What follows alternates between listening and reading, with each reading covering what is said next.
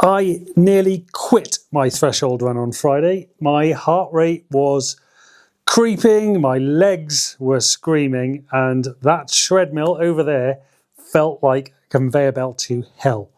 I hit pause, and then I thought, I've got to talk about this on YouTube.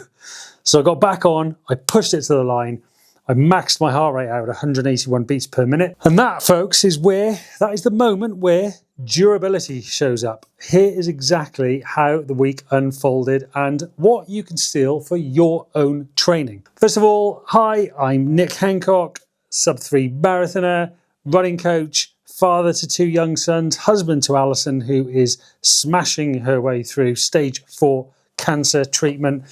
And in January 2026, I'm going on a bit of a mad one, and I am going to have a crack at the 2:35 mark marathon, and I'm going to be doing that in Houston.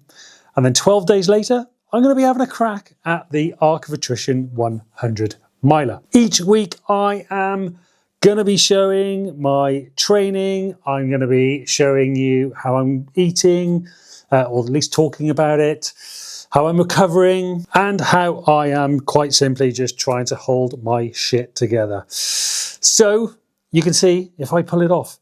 And this week, it is week 2. Already done week 1. It is week 2. So let's get into it. So first of all, my training highlight for the week. The coaching concept is uphill 400s. Not like super uphill, but yeah, bit of a weekly threshold grit as well.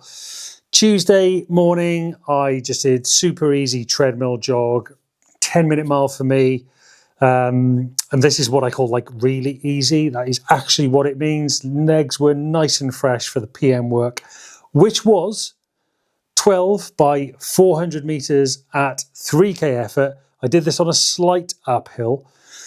Control those jog recoveries, and most reps landed pretty much exactly where I wanted. The last few got a little bit spicy, but it was job done. Why this works, that slight incline. So first of all, it's almost like automatic form cues, hips tall, cadence up, more force per step, less absolute speed stress, which is a good thing too, and it is a little bit of a strength stimulus in disguise. You can actually try this. So this is done quite early on as a marathon focus. Start with 6 to 8 by 400 meter at 5K to 10K effort.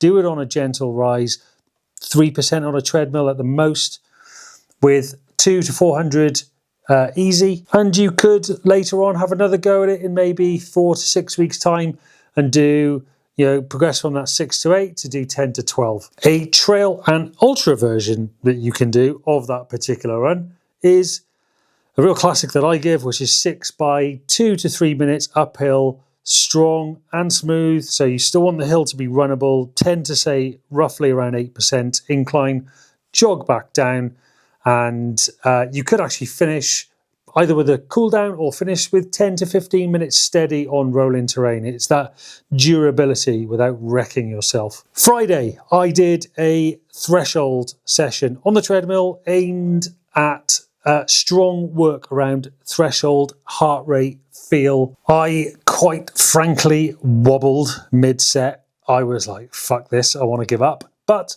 I just reset a little bit, finished it hard, finished it strong actually. In fact, I finished it so strong that my heart rate was peaking at 181 beats per minute, which is about 10 beats per minute, 9 to 10 beats per minute above my threshold, and that was measured in a lab. The takeaway that I got from this, and that you can get from this too, is that threshold isn't a hero split. It's pressure that you can sustain with tidy form. When it starts to break down, just take a little bit of a brief reset, take it in, and then finish with intention. And like I said, I finished pretty strong. I did, this week for strength, I did 3 sessions.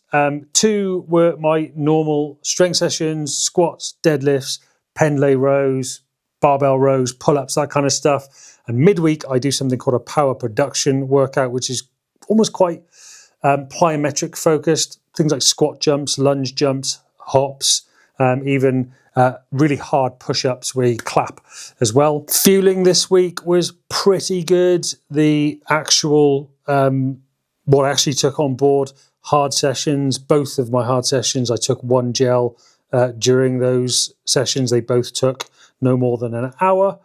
The long run, I did 2 hours worth of running. I only took 2 gels on this one, just because I was keeping it very, very easy. Hydration too. I did kind of fuck up my hydration this week. The last mile, I'd run out and it was very hot and it was quite difficult to finish the session, to finish the run. But yeah, pretty silly cock up, but noted, and I will make sure I take out more next week, although the weather does seem to have cooled down a little bit. Yeah, that treadmill threshold nearly died in the middle, but I paused, regroup, and finished strong. What should you do? In heat, you could plan loops past taps, fountains, or a shop. That should have been something that I did. I've done this before. You could stash a bottle out there. It takes a little bit more logistical thinking, or just carry more than you think you need and keep that sip time in. A little trick that I use is that every time I watch beeps for a mile, I take a sip. If a key session wobbles, protect the intention. Take a little short reset.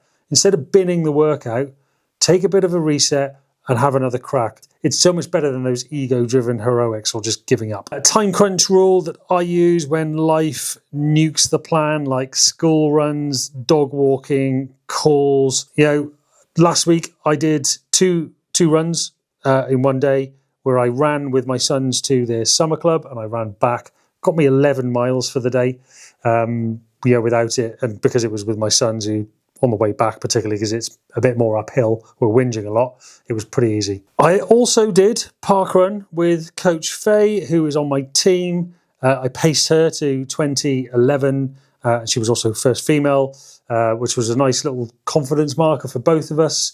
She's actually got the Forest Dean half marathon next month, and she's running for England Masters, so good luck to her. A little bit of a nutrition support shout out. I'm actually now working with Steve Winrow at Winrow Performance. He is a performance dietitian. He has very graciously offered to help me out with this challenge, and I've actually managed to lose another kilo this week, so pretty good.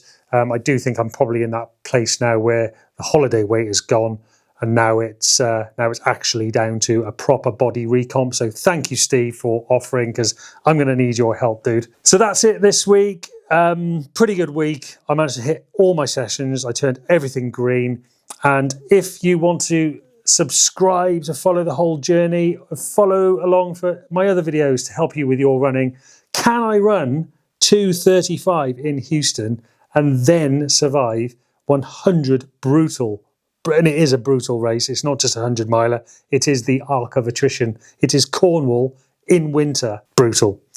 Can I survive it? Next week, we're going to be getting into something called miracle intervals. They are my infamous miracle intervals. Everybody loves them. I'm going to be doing a video on that separately, but I'll also be talking about it next week. So make sure you subscribe, and because you'll want to watch that one. Thank you for following along.